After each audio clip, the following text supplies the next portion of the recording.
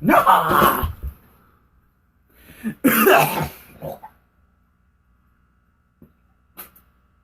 This spat on my chest instead of a tank. And that does look like it kill a dragon. Send me to the what does he call it? The library, the living rotunda. I'm gonna play some dragons. Shut up, you fat little cat!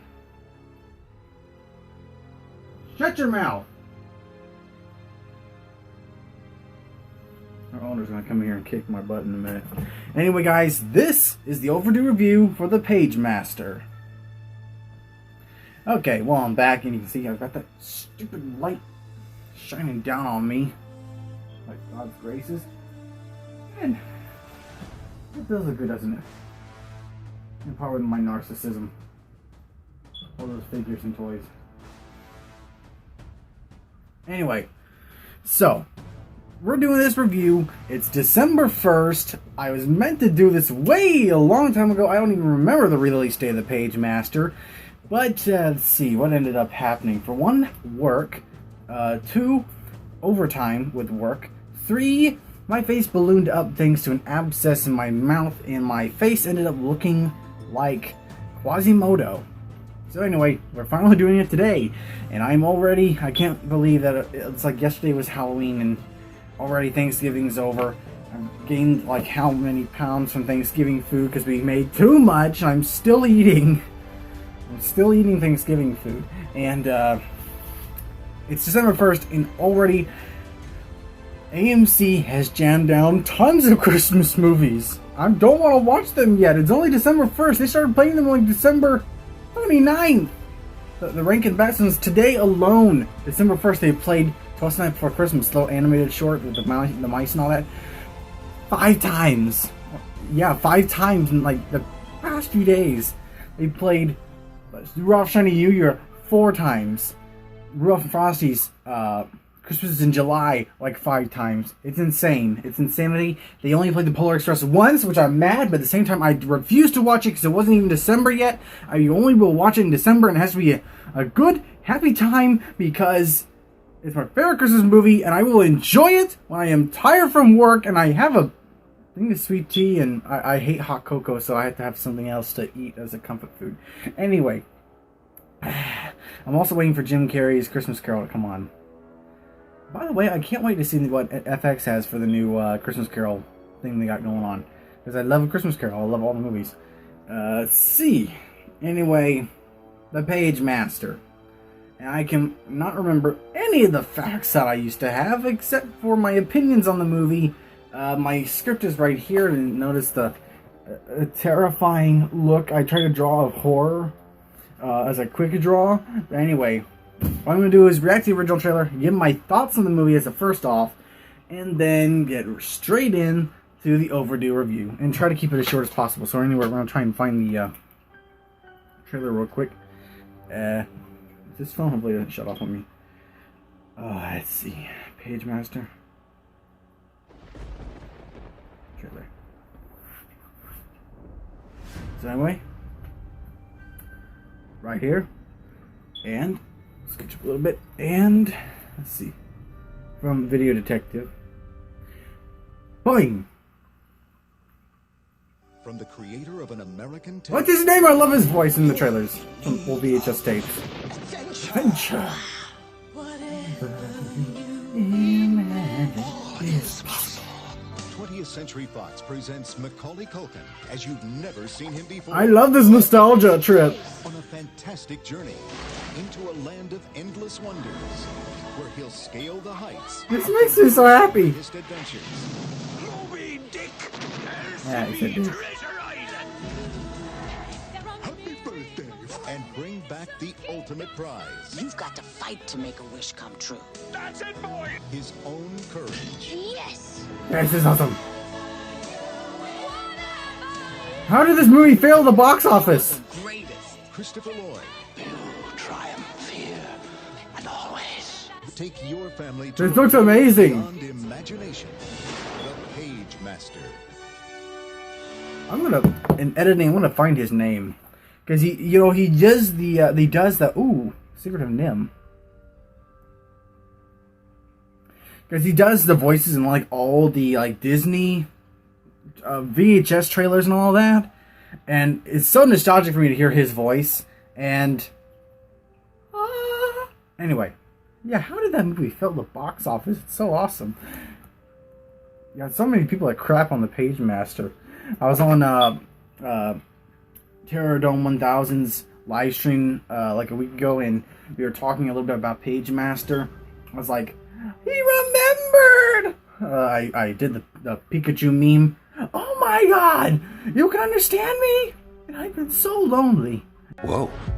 Did you just understand me? Oh my god! You can understand me! Stop! I've been so lonely! Anyway, let's get on to Overdue. Anyway, my first thoughts of the Pagemaster is, other than the facts I'll show you in this little script I've got going, the film is honestly not only a masterpiece to me. I love the film. It's one of my favorite animated, within my top 5 animated films of all time. Just the voice cast is awesome. Christopher Lloyd. And Macaulay Culkin is perfect for that because he's in the 90s and all that. I mean, Patrick Stewart, Whoopi Goldberg, and of course Frank Welker. And let's see. The story is pretty good. I love the story. I think it's great. Man, I just love the movie so much. I want to do a live stream reaction to it again for the anniversary. He's got to do the same thing with Tarzan. I neglected to do that. But also the music, and I'll get on that later on. The music was also phenomenal. I know they had like the main music thing was for Dream Away, that music, that song. But to me, whatever you imagine is the real song of the movie. But and I actually did an edit of that which will be on after this video. It'll play right afterwards, and y'all can hear it. It's actually a re-edit of scenes from the Pagemaster with the song and all that, and clips from the movie and all that. Voiceover from the movie. Will you shut up? Anyway. And anyway, let's see, where was I going with this? The Pagemaster really is a cinematic masterpiece, being the first film to ever incorporate live action, CG, computer-generated imagery, as well as 2D imagery.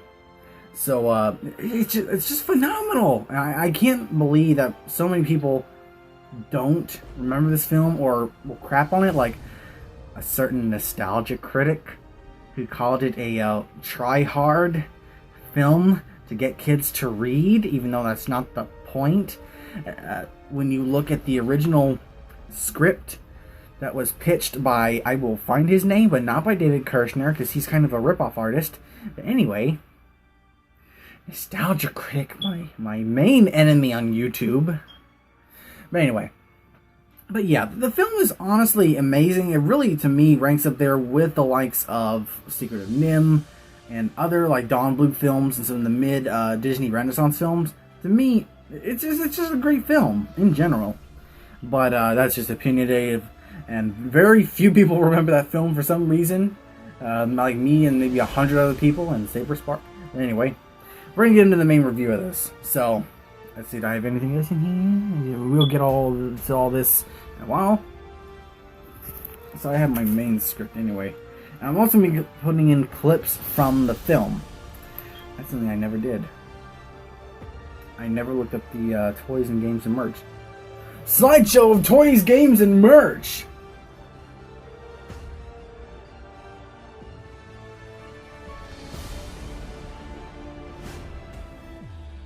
That will last for like 10 seconds of all of that. Okay, and if we're back, I'll start talking about the game at the very end, because it's not worth doing a whole video on its own for, but we'll talk about the game as well. But let's see, already back to the original trailer. I'm going to talk about the music later on. Making the film review here. Asking overview. Already done my overview. So you may or may not notice this part of the video was recorded way longer than the other portion of the video. I only had to add this because I forgot to do the overview of the Pagemaster. And so it essentially starts off like this. Young Richard Tyler, kind of a loser, scared of everything. Dad is severely disappointing him for being such a little wimp, goes off and gets lost in the rain, eventually finds himself at a library where he meets Mr. Insert his name here. Dewey. Mr. Dewey. And then, basically, goes through a creepy, almost rapey kind of speech with Mr. Dewey, and tries to find the phone. He goes to a main rotunda where it shows many different stories. You got Moby Dick, you got Treasure Island, you got Dr. Jekyll and Mr. Hyde, you got a dragon fantasy thing, and then you got the Pagemaster right there. For some reason, he's apparently a literary character that's there among these other literary classics. Then the mural comes to life and floods him, drowns him, turns him into a cartoon in the most horrifying way possible. Then the Pagemaster basically tells him what he has to do. He has to go on an adventure, do fantasy, horror, and adventure in order to get his way to the exit that will get him back home. Along the way, he first meets a book called Adventure, voiced by Patrick Stewart, who does a really good job playing the swashbuckling little book. They go through a couple of different little adventures for a few minutes before encountering fantasy, only a short time later, voiced by Whoopi Goldberg. And from there on, they encounter a couple of other little things, little adventures, until they end up at the horror section, which is where they meet Horror, voiced by Frank Welker. A little, like I said previously, a hunch book. Well, they basically make the deal previously early on. Sorry, I forgot this part. He has a library card, which they all believe has the chance to get them checked out by him. And of course, that's basically the bribery. We'll help you get out of this library, kid. This animated prison. But you gotta check this out first. So they follow Horror into the castle where they meet Dr. Jekyll. And of course, that doesn't go well. He turns into Mr. Hyde and chases them through the castle. Eventually, Richard eventually overcomes his fear and escapes the castle, where they take a little rowboat out into the sea where they encounter Captain Ahab hunting Moby Dick. They barely survive the adventure, only to become kidnapped by Long John Silver and his group of pirates, who lead them to Treasure Island, where they go on a swashbuckling adventure, fighting the pirates, and eventually, let's see, what he conquers his fears and intimidates Long John Silver into submission by raising a sword, like that. So that works for him. Then from there on, they continue their adventure. He loses his library card for a second, only for Adventure to find it again, only for Adventure to hurt Horror's feelings, which he does a lot, and for them to recoup and become friends again and head off on their journey, where they encounter the fantasy world, where essentially they get close to the exit. And, let's see, they fight a dragon. Yeah, they awaken a dragon, and Richard Tyler has to fight the dragon. So there's that. He basically overcomes his fears yet again, and fights the giant dragon in the armor. However, he's eaten, and he uses his smarts to open up a book from basically fantasy again, but it's not fantasy. So there's multiple fantasy books that one is alive and one's not. I wonder how this continuity works in this whole world. Only 3 of them are alive, and the rest of them are inanimate books that can only be conjured. Their magic can only be conjured once you open them up. Yeah, there's that. So he opens it up on Jack and the Beanstalk, and a beanstalk rose out of the dragon, defeating it. From there on, they head up to the exit sign and encounter the Pagemaster again, where the Pagemaster basically pats him on the back and sends him on his merry way back home, where, apparently this was not all a trippy dream from him falling, or slipping and falling, and, the 3 books are right next to him, and he tells Mr. Dewey, of course, because Mr. Dewey's back, that he wants to check out all the books, but he can only check out 2, which I've never heard that kind of rule before. Hold on, a cat just got in my room. Mr. Dewey allows him to check out all 3 books, as he promised Horror that he would check him out, and he leaves with a newfound, spine, I guess you could say, newfound spine and sense of adventure for life. where he goes home, where his parents have been looking for him for hours, and he's actually sleeping up in the treehouse that his father built for him. Oh, sorry, you didn't know about that? Yeah, his dad built him a treehouse so he could learn to be a boy. Basically, do something that's not reading books. Like I said, he's a disappointment to his family, except maybe not his mother, but definitely to his father. So, that's the Pagemaster in very, very small detail. I basically yagged on the movie, but it's absolutely phenomenal if you read it. You know, it's actually a good, you almost wonder, it's kind of like a Toy Story thing, where you wonder if toys are almost alive after watching it, and you wonder, I mean, what would really happen if we haven't been read in years? Who says we're not alive? Read us, read us, read us, read us, read us, read us. Oh God. Read us, read us, read.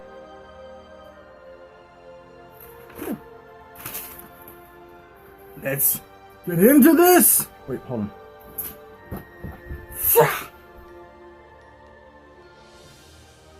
I'm gonna put this now. So The Pagemaster is an American film made with a mixture of live-action, animation, and CGI technology. It was produced by Turner Pictures and released by 20th Century Fox on November 23rd, 1994. The film was directed by Joe Johnston, who of course y'all can remember, directed Jurassic Park 3, The Hunt for the Red October, Captain America the First Avenger, the first Jumanji film, not Welcome to the Jungle, and the 2011 Wolfman. For the live-action portion of the film, while Maurice Hunt, who of course has worked on the Fantasia 2000, the Black Cauldron.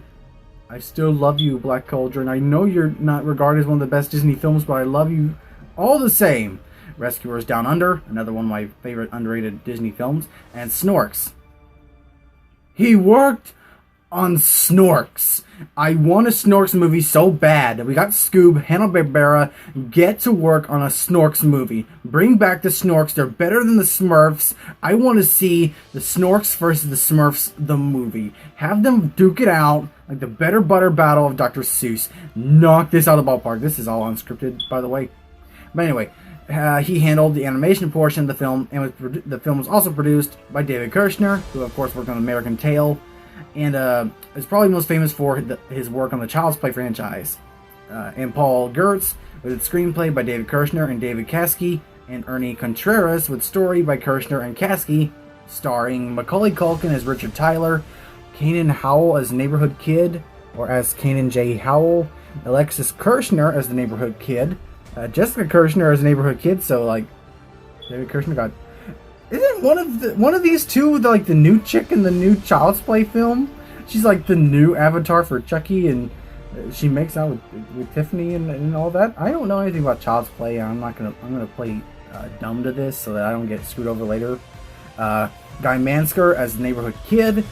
Brendan S. McKay as a Neighborhood Kid as Brendan McKay. Good grief, there's a lot of Neighborhood Kids. Stephen Sheehan as Neighborhood Kid.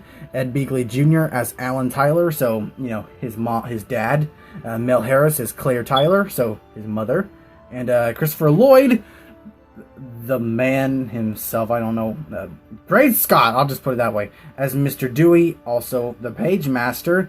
Patrick Stewart as Adventure.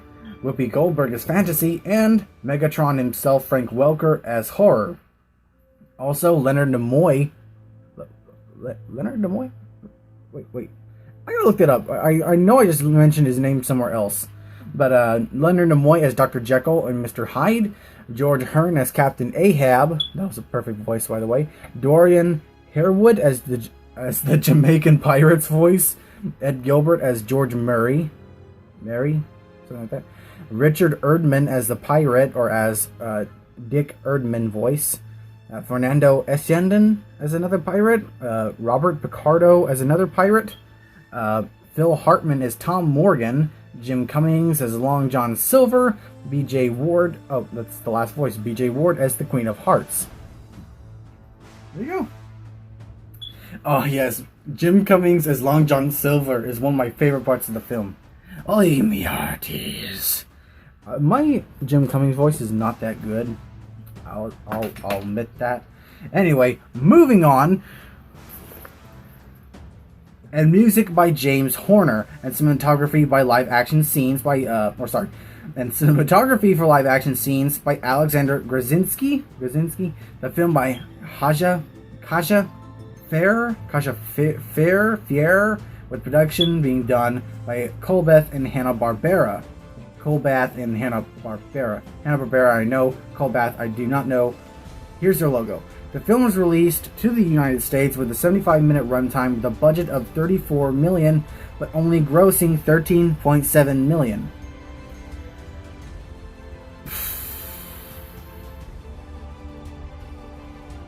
How? How? I expected that to be more red and... There we go. How? Anyway. Alright. I lost my place. Resulting in a huge financial loss for the company, along with the film Cats Don't Dance, which is also a very underrated film. Check out Saber Sparks' video if you haven't seen that. Cats Don't Dance, great film. Anyway. Yeah. This would be the beginning of the end for Turner Future Animation. The Pagemaster was based on a 6-page pitch called Library Days, written by Charles Doge. I'm pretty sure it's Charles Doge. And presented to David Kasky. Pixote Hunt. I'm reading my script right. And Glenn Glenn Chica also co-directed the film. Pixote Hunt and Glenn Chica also co-directed the film. These are their names, okay? It's not my fault. The Pagemaster is also the first film to ever combine live action with traditional 2D animation, while also using computer-generated imagery, specifically in the scene where the rotunda melts around Richard Tyler and forms into a paint dragon. Production also went through turmoil with going over budget and animators having to deal with last-minute story changes. And, of course, all the legal issues, which I'm going to get into now. So here's what I got from Wikipedia. The screenwriting credits for the film were the subject of protracted legal arbitration with the Writers Guild of America, the WGA, when its producers David Kirshner attempted to claim sole authorship of the screenplay and original story. Because he's a douchewad, and he's kind of... David Kirshner is a mixed bag. He's kind of a great filmmaker at the same time, but still feels like he was trying to screw David Kasky over at the same time. With no credit for its original screenwriter, David Kasky. Well, technically, Kasky got it from Charles Doge. Charles Doge was the one that came up with Library Days. So anyway, and then Kasky came up with the rest, I guess. Anyway, typically proposed credits are submitted to WGA for approval well in advance of the release of the film, or the publishing of posters or novelizations on which writing credits appear. In the case of The Pagemaster, the producers attempted to claim that as the film was now largely animated, the WGA did not have jurisdiction to determine credits. Kasky had written the screenplay under a WGA contract, as well as previous live-action versions for Disney television dating back to 1985. Also written under WGA contract, these facts positioned the WGA to get involved, testing their tenuous authority over a feature film with animated elements. After a lengthy investigation and interviews with those intimately familiar with the genesis of the Pagemaster project, including 3 persons within Kirshner's own office, the WGA credit arbitration process determined that David Kasky was in fact the primary writer and that Kirshner did not provide a sufficient creative contribution to the writing process to warrant any screenwriting credit. Upon receiving this determination by the WGA, Fox threatened to pull out of arbitration and release the film without WGA-approved credits, positioning the WGA to be forced to file an injunction blocking the film's heavily promoted Christmas season release. Which may have saved it, I don't know, to be honest. Might have saved the film. Ultimately, a settlement was reached and Fox released the film with both Kirshner and Kasky receiving story and screenplay credit, with the third writer, Ernie Contreras, also receiving screenplay credit. So you see, Doge he got screwed over by everybody. He came up with library days, and he got screwed over by all of them. At the time, this case was the most expensive and extensive investigation of its type undertaken by the WGA on behalf of one of its members. My script. Anyway, getting back to that. So, yeah. Very tenuous to say the least within the legal issues in this film. But anyway, we'll go ahead and get on with the rest of the script. Cue more, if the animation isn't already running and I'm just being annoying. Alright, the Pagemaster in recent years also has an extended cut featuring both live action and animated scenes and currently Warner Brothers hold the rights to the film courtesy of the Turner Time Warner merger. In regards to reviews, the Pagemaster was mostly received negatively. Currently holding a 21% on Rotten Tomatoes based on 19 reviews, while CinemaScore gave the movie an A- on a scale of A to F. I'm gonna be the 20th reviewer on Rotten Tomatoes because this film is amazing, and I'm gonna stick it to the nostalgia critic. With Roger Ebert of the Chicago Sun-Times calling it sad and dreary, while Rita Kembley of the Washington Post gave a positive review calling it a splendidly original children's fantasy about the world of books. See? Nostalgia critic? Original. The Pagemaster also received a Razzie Award nomination for Macaulay Culkin as Worst Actor. Also for... this was also for Getting Even with Dad and Richie Rich. So it was kind of all mixed bag of Pagemaster, Richie Rich, and Getting Even with Dad, which caused that Razzie Award thing. Although losing to Kevin Costner for Wyatt Earp. I've never seen Wyatt Earp, so I don't know, but Kevin Costner's awesome too, so Razzie Awards need to be... I'm gonna stop there. Anyway, the Pagemaster released on VHS and Laserdisc in April of 1995, with the later releasing on DVD and Blu-ray on August 6th, 2013, with many book adaptations being released, including one based on David Caskey's screenplay. And I'm pretty sure the last bit is just parts of the book. So anyway, there's the history of, the film itself. There's not really too much about it. I know there's a book flying around out there that details more of the goings on behind the scenes, but I haven't been able to get a hold of that. I know that it goes more into the development hell of the Pagemaster. Specifically, I think Joe Johnson's, of course, he handled the live action portion. I know that his assistant said that it was a bad idea to keep rewriting the script and adding new ideas as things are being animated and so forth. It was kind of more stuff was being added to the film and it messed everyone up. So there's that, and then of course there's some of the making of the film also where, and I'll add some, making of scenes over all this and whichever I deem necessary, specifically of the characters of like Adventure. Adventure was, kind of just what you expect. The character Adventure, the book Adventure, who's played by Patrick Stewart, to be every kind of adventure character. Whoopi Goldberg was brought in to play his fantasy because he didn't want it to be like a Victorian era lady voicing the fantasy book, like what you would kind of think of it. You want more attitude, and of course Whoopi Goldberg was kind of big in the 90s, Lion King, Pagemaster, Theodore Rex. We won't get into the live action stuff anyway. And then, of course, Frank Welker is not a mainstream actor, but to all of us voice actors, we know all of his work. He's had his hands in everything. He's Megatron, he was Sabor in Tarzan, he's tons more, and so forth. And then, I won't get into the other actors, of course, because Christopher Lloyd, I'm kind of going off rail here. Christopher Lloyd is just one of my... I wouldn't say any of his movies are in my top 10 or maybe even top 20, but I still enjoy him so much as an actor. Like, my sister's going to be watching tons of Hallmark movies for the whole rest of the month and into January whenever they kind of just finally stop it. And the only one I remotely enjoy is the one where he's in it. And it's kind of one of those scenarios in the Hallmark movie where the chick wishes for a different life and she ends up with a different life, but he's still there. It's just what could be going on, why am I in this like different reality? And I was just sitting there, I peeked up from my phone, I'm like, please say it. Please say it. Great Scott, please say time travel. And of course, if I can find the scene. If I can't find the scene, then time travel?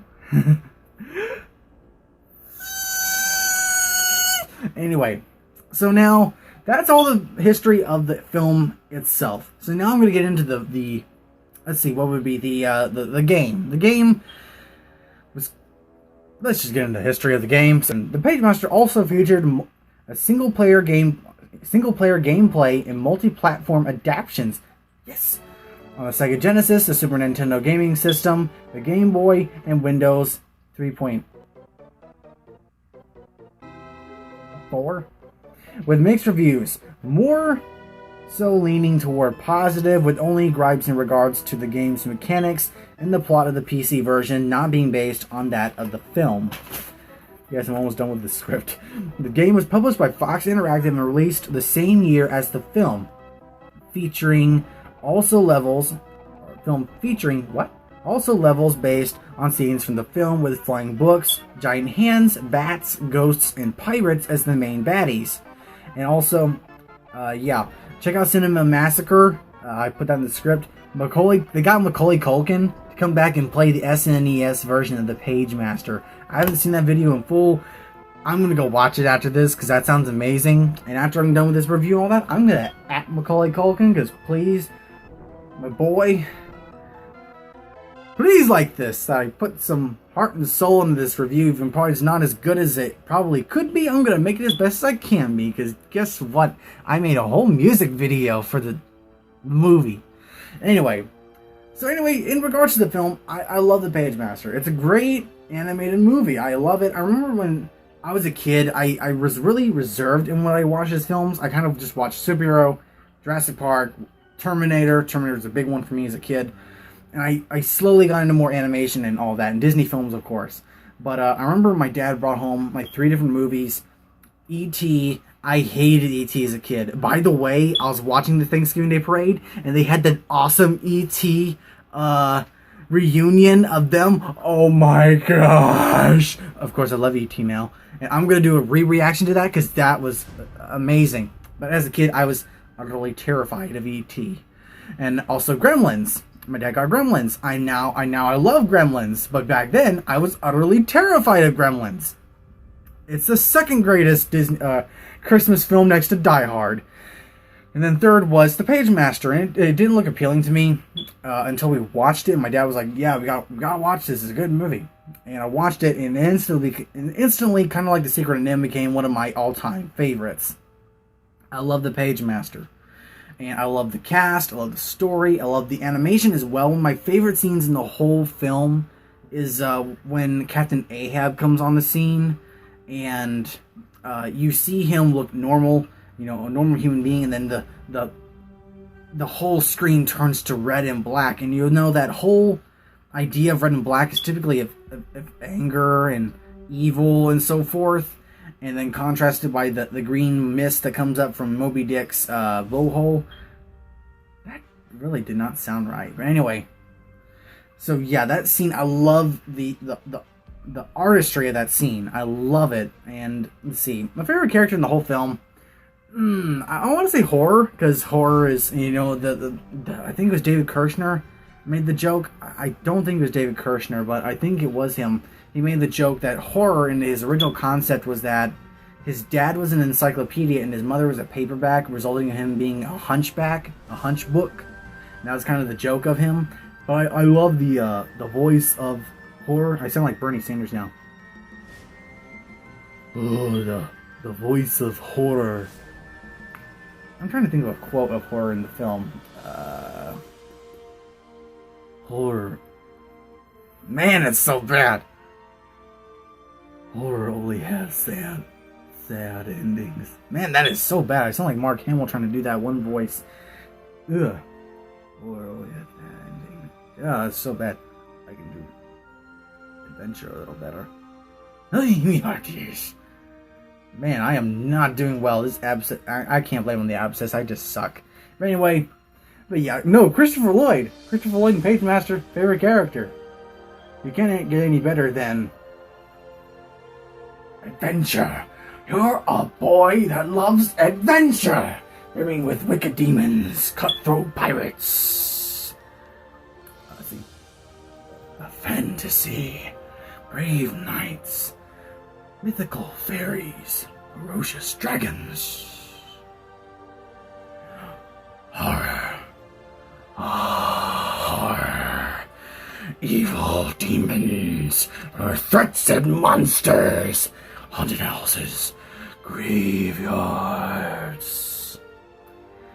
It's horror for you, boy. I'm sure of it.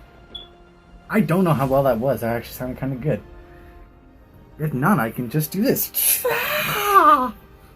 Anyway, guys, I think I have to give the film objectively a 9 out of 10, just because everything. I just love the film. I think it was great. I think it was a product of the 90s. Great nostalgia trip.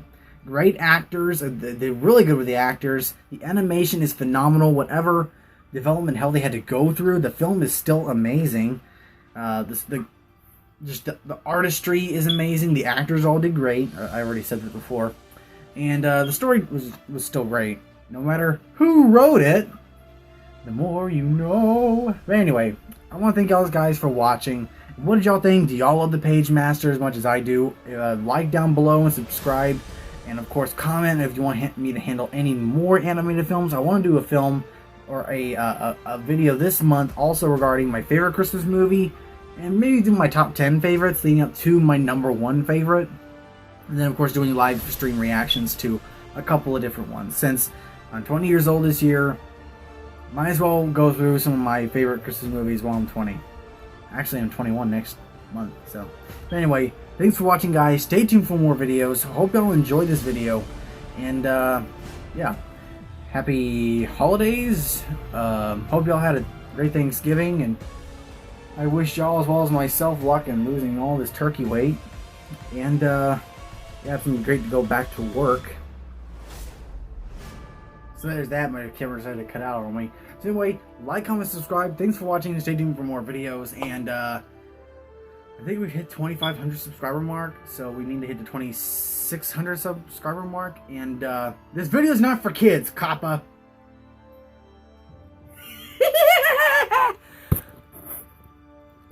I don't know. They kind of updated those terms, so just to protect myself.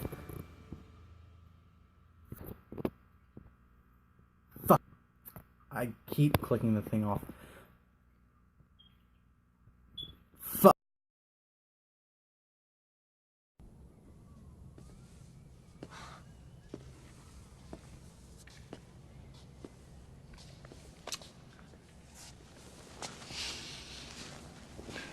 Welcome to the library, young man. Don't tell me. You're here for a special book. Stop. Allow me to guess. I have a talent for guessing what people need. You're in need of a fantasy. Brave knights, mythical fairies, ferocious dragons.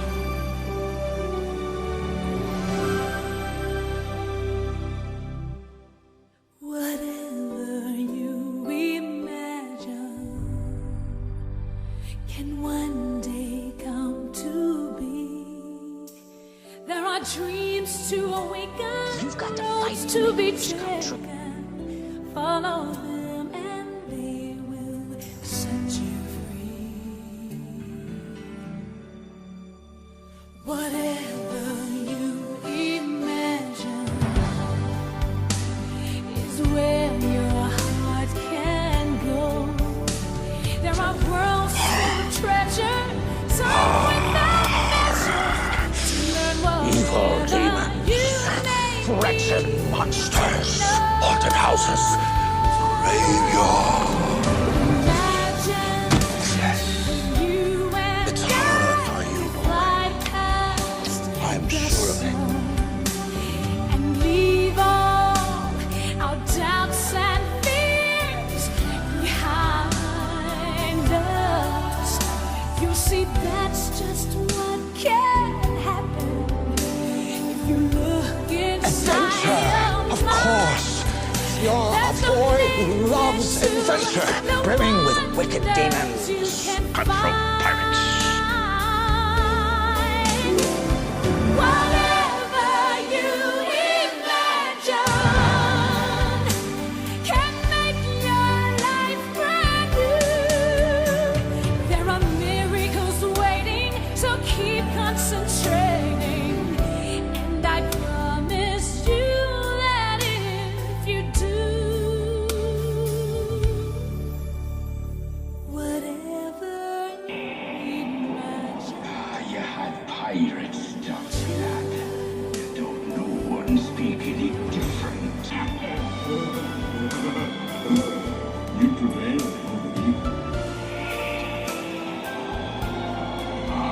it looked Moby Dick in the eye, boy.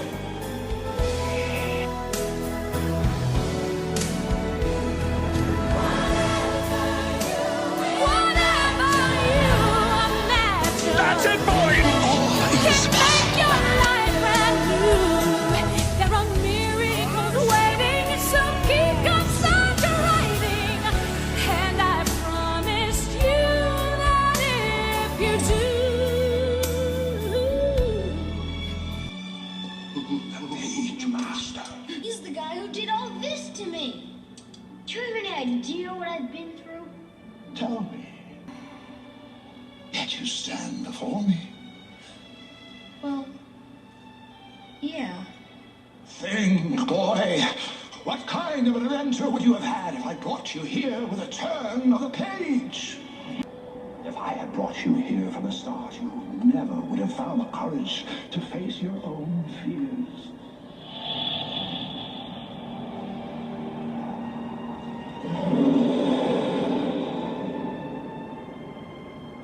And in doing so, you triumph here and always.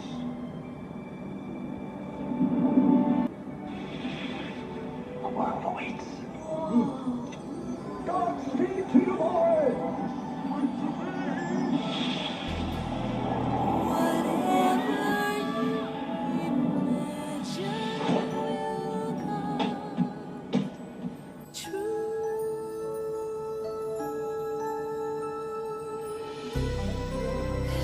It's your time.